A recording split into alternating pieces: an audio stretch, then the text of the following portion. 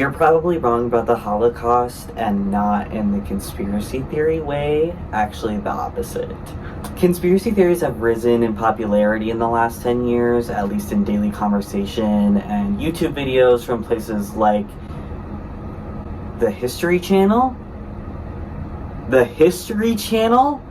and independent YouTubers posting videos to millions of viewers on literally anything you can think of. Some of these can be in good faith or many times genuine belief.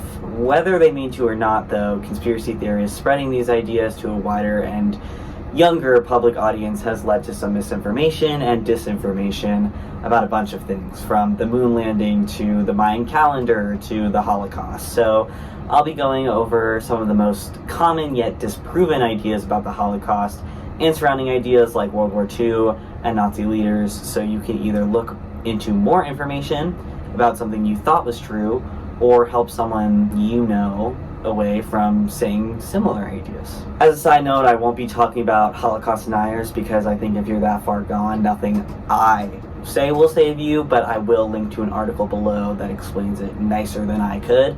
So feel free to look into that if that's what you were looking for. And now, 20 common conspiracy theories and misconceptions about the Holocaust discussed.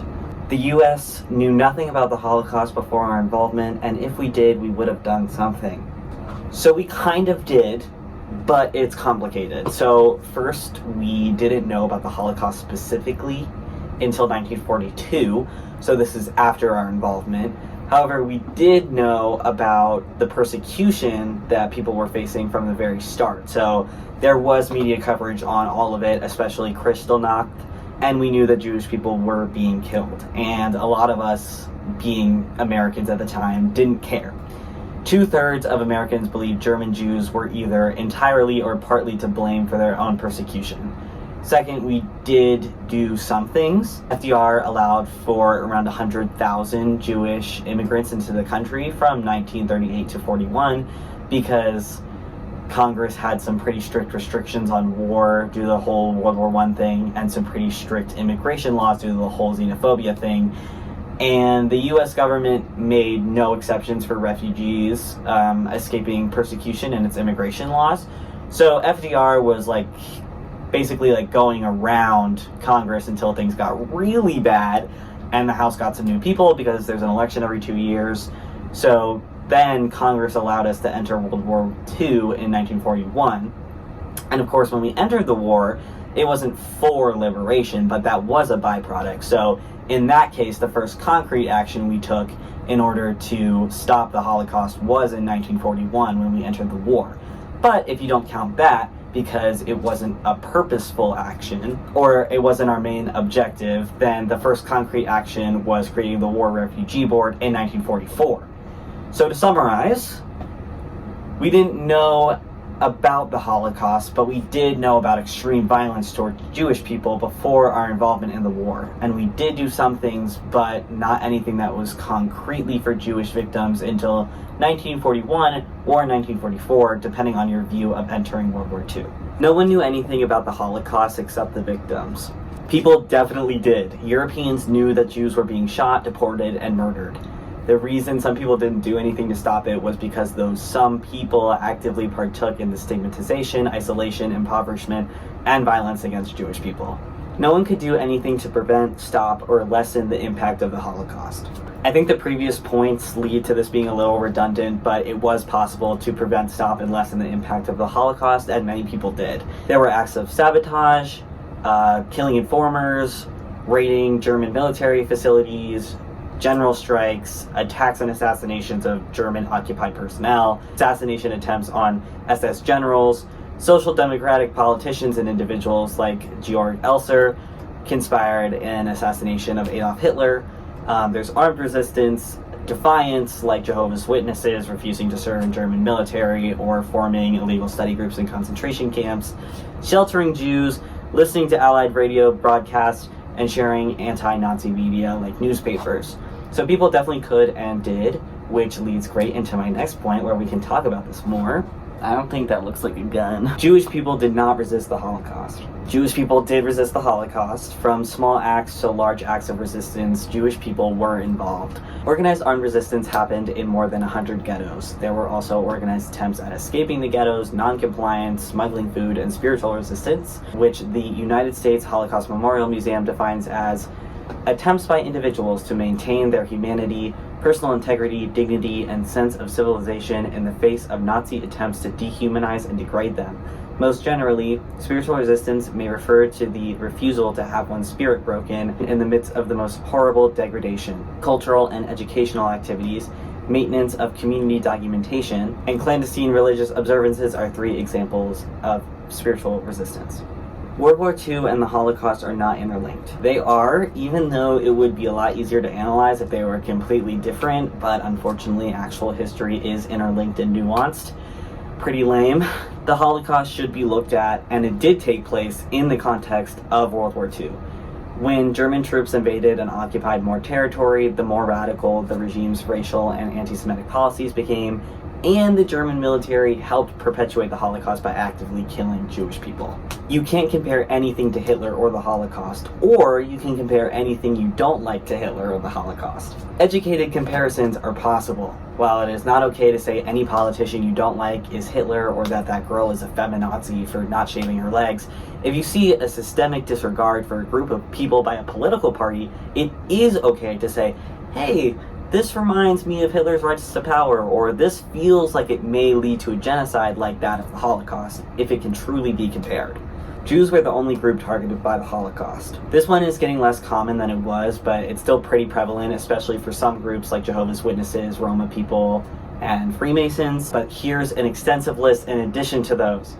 Soviet prisoners of war, non-Jewish Poles, Serb civilians, political threats, disabled people, professional criminals, asocials, gay and bisexual men, trans people, black people, Catholics, and trade unionists. 6 million Jews didn't die in the Holocaust. This is accurate, kind of, because we'll never know the exact numbers due to the Nazis trying to get rid of evidence and unfortunately succeeding. But this usually comes from Holocaust deniers saying it was way less than 6 million, and that is completely incorrect. That's a donkey, right? The Nazi Party was left-wing. This is usually because it's called the National Socialist Party, so this is partly that, but also partly because it is a debated topic that could be construed as an opinion by some, so not a great start. But I'm going to have to say that the Nazi Party was an extremely far-right group, and unfortunately you can't use the horseshoe theory whenever you get uncomfortable about political topics. I found a guy who talks about popular talking points, so I'm going to use him as an example, and for that I'm sorry to this man. So he says, "This one is likely to put me into hot water. The Nazis have been the face of right-wing extremism for decades. Right-wing parties that are typically in favor of small governments, the right to bear arms, and Christian values. However, if we look at the Nazis' positions on an issue-by-issue basis, I think the alternative could be argued. The Nazis were in favor of nationalized industry, preferred a top-down dictatorship, removed gun rights from Jews, supported censorship, and were anti-religious. All of these are left-wing positions associated with socialist/communist regimes." Here he says the difference between the two ideologies, communism versus Nazism, the only difference is the racial nature of the laws. So, that aside, we can see some ideas that are definitely true and some that are definitely misrepresented. I'm going to have to disagree with the idea that all of these are left-wing positions. I think we can say large centralized government is accurate, but I'm going to have to push back on saying that left-wingers are jumping for joy at restricting free speech and taking away the right to bear arms and being anti-religious. But anyway, yes, the Nazi Party was censoring and restricting and nationalist, but you know what else that describes? Fascism. Yep. Sorry, it does. Sorry to bring out the political scientist, but Casmud says far-right politics relies on 4 things: nationalism, xenophobia, law and order, and welfare chauvinism. So we have nationalism, xenophobia, law and order, and welfare ultranationalism. I feel like that describes a certain party. But let's look at the far left. According to political scientist Paolo Ciochetti, if think? A post-capitalist society without exploitation, oppression, and class inequality. Okay, so without exploitation, oppression, and class inequality, and without capitalism. So I think we can lay this to rest and say that the Nazis were a far right-wing party. They used socialism as a early talking point in their political career. Anti-Semitism was created or popularized by Nazis. Nazis used existing anti-Semitism similar to other leaders in Europe. In Christian Europe, which is like 1400 to 1800, it was fairly common to isolate Jews economically, socially, and politically.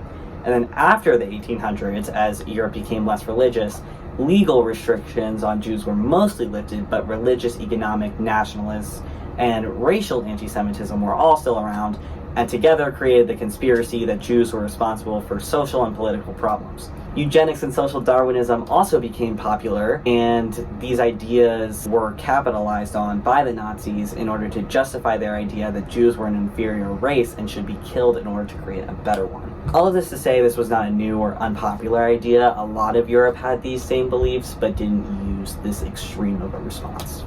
Hitler decided blank. Hitler definitely did order certain things, but saying that it was only Hitler who was responsible for this, or that Hitler decided this, takes away the responsibility from the other SS leaders and bystanders. Hitler was Jewish and or gay. A lot of speculation about Hitler, in my opinion, is about why he did the actions he did, taking away from the political atmosphere of the time and existing anti-Semitism and homophobia. And it can be debated on and on if he was gay or if he was Jewish, even though there's little evidence to support that, because only he knew and now he's dead. So we can't ask him. However, you can sleep at night knowing that Hitler likely didn't have a personal problem with gay people, but used them as a political pawn. So how accepting of gay people could he really be, and dated and married women? And the Jewish myth is not believed by a large proportion of historians, though this one's more easily provable because you can see through birth records compared to being gay, which unfortunately you can't track down a family line, even though that would be hilarious. The reason this is popular is because Hitler's father was registered as an illegitimate child with no father, so there is no certificate of origin, and Hitler's grandmother worked in the home of a wealthy Jewish person, so some people believe that there is some chance a son in the household got his grandmother pregnant, but no evidence of this exists, so really probably not. People like to theorize in order to take away some of the mystery and try to make his violence a repressed psychological thing when it's really probably not. Hitler didn't like Jewish people because of blank from his past. Again, we can speculate on if Hitler felt some wrath for the hypothetical son that hypothetically impregnated his grandma, but most historians agree that existing anti-Semitism led Hitler to blame Jewish people for Germany's loss in World War I, and there is no specific event it can be tied to. Hitler didn't commit suicide. Okay, this one's actually crazy, and it's becoming one of my favorite history facts, so I'll try and keep this tangent short. So basically, when Hitler committed suicide, he ordered his men closest to him to burn his body. The USSR found his teeth still intact. So they hold on to these teeth, and there's literally an operation for this. Like this is set in stone that the USSR is trying to make sure that Hitler is kind of alive, kind of mysterious. And later, they're like, okay, we give it up, we have his teeth. And everyone's like, what are you talking about? And they're like, we have his teeth. Always have, always will, we'll always have his teeth. And of course we tested the teeth, obviously. So we've tested them a couple times, and it's Hitler's teeth. And you're probably thinking, how do you know that? Well, Hitler went to the dentist often. He had uniquely bad teeth. He only had 4 human teeth remaining at the time of his death. And they're so uniquely bad, they could only be Hitler's. All camps were concentration camps, or all camps were death camps. There are 2 different types of camps that are popular to talk about now, that being concentration and death camps separately, but then there's transit, prisoner of war, and forced labor camps. Although prisoners in concentration camps were forced to do labor also, these camps were not specifically set aside by the SS to be forced labor camps. They were set aside to be detention centers for criminals, in which the punishment was labor. Okay, back to the point at hand. Death camps and concentration camps were not the same or at the same place. Death or extermination camps were explicitly for the systematic killing of individuals, while concentration camps had insanely poor conditions which often led people to die. The people who perpetrated the Holocaust were monsters or brainwashed. Holocaust perpetrators, while influenced by propaganda, were not brainwashed. Thousands of people perpetrated the Holocaust for different reasons, like supporting or tolerating violence, anti-Semitic views, the toleration of anti-Semitism in order for the promised economic stability the Nazis would bring, the pressure to conform, and personal benefit. These personal benefits could include a Jewish person's property, house, job, business. It could include a job in the Nazi regime, which meant money and political power. But these people were not monsters either. They're not different from you and me, and they have the same capabilities we do, and vice versa. All Jewish people were tattooed. Tattooing was not a common practice at camps and only happened at Auschwitz 1, 2, and 3. The Holocaust made the Nazis lose the war. While the Nazi Party was certainly allocating resources to death camps and concentration camps, this did not lead to the fall of Nazi Germany because it was such a small aspect in the overall picture. It was a two-front war. They declared war on the US, which had a way better economic system, especially considering Germany's war economy was weak, and Germany was outnumbered by the massive number of soldiers in the Allied powers. The Holocaust is in the past, and we should move on. The Holocaust impacts our present in so many ways, and anti-Semitism is still an extreme problem. I'm calling in the United States Holocaust Memorial Museum again because they describe it in a way better and more concise way than I could ever come up with. So here's their quote. Studying the Holocaust reminds us that democratic institutions and values are not automatically sustained. It also teaches us that silence and indifference to the suffering of others or to the infringement of civil rights in any society can, however unintentionally, perpetrate these problems. Because I watched this video, I know everything about the Holocaust. You're not a bad person for not knowing these things, and I hope that this video didn't make you feel stupid or dumb. The purpose was to go over common misconceptions that are taught formally or informally for various reasons that deserve to be questioned. This list is not extensive, and so much information is still being disproven and spread today, like the teeth. We have no idea what the modern version of the teeth is yet because we're in the modern era. And that's frustrating, but it's an example of keeping your mind open and realizing there's information that is spread for one reason or another that even this video is influenced by. Hopefully not, but I can only do my best when looking at secondary sources. So why do these misconceptions and conspiracies run so rampant? I think part of it is anti-Semitism. The Holocaust wasn't as bad as they say, or Jewish people didn't resist the Holocaust, or both ways to diminish Jewish people. But I also think a part of it is filling in the gaps of this mysticism created for various reasons.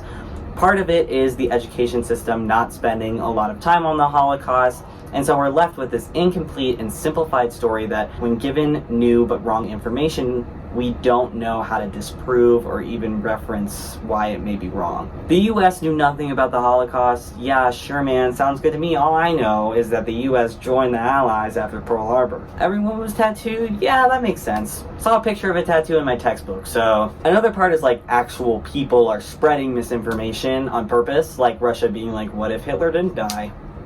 Wouldn't that be crazy? For way too long. And if I'm putting my woke hat on for a second, my woke hat, it's because we as a society don't want to admit that as a society we accepted and perpetrated genocides, or even accept and perpetrate genocides in the present. We want to think it was all Hitler's fault because something like this will never happen again. He's dead, so we're safe now. But it's not true.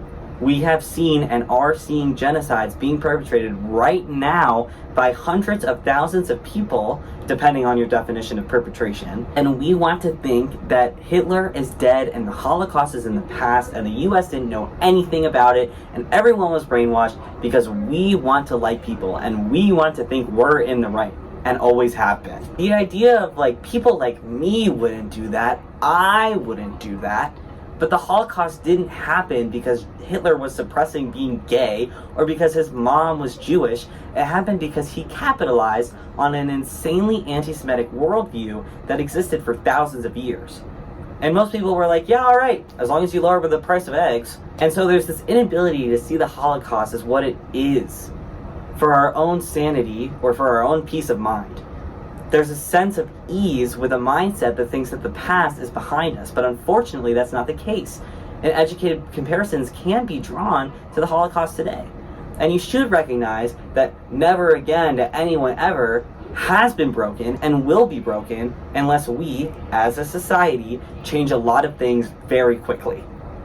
Okay, woke hat off.